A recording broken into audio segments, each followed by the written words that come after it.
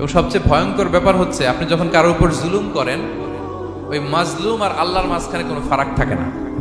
আল্লাহ ওই ফারাকের পর্দা উঠায় নেয়, দোয়া করলেই ওটা আরশে যেয়ে কবুল হয়ে যায়। খবরদার, মজলুমের কান্না কখনো বৃথা যায় না। জীবনের কোনো না কোনো সময়ে এর প্রায়শ্চিত্ত আপনাকে করতে হবে। জীবনের কোনো না কোনো সময়ে এর প্রায়শ্চিত্ত করে আপনাকে মরতে হবে। বদদোয়া করছে, ডাইরেক্ট কবুল। খবরদার আমার পেনাঙ্গের ভাইয়েরা, আমরা যেন জালিম না হই।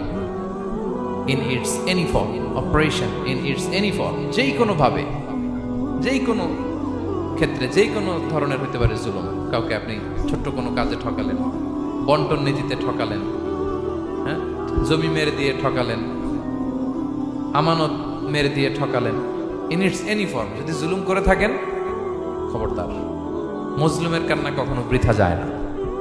জুলুম শুধু আমাদের জন্যই হারাম না, আল্লাহর জন্য হারাম। আল্লাহ তাআলা বলেন হাদিসে কুদসিতে, ইয়া ইবাদি, হে আমার বান্দারা, ইন্নী হারামতু যুলমা আলা নাফসি, আমি জুলুমকে আমি আল্লাহ নিজের উপরে হারাম করেছি। ওয়া জাআলতুহু বাইনাকুম মুহাররামা, এবং এই জুলুমকে তোমাদের উপর হারাম করেছি। ফালা তাযালামু, তোমরা একে অপরের উপর জুলুম করো না।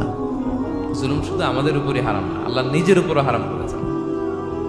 তাহলে জুলুমের সাথে কি মুমিনের কোনো সম্পর্ক থাকতে পারে?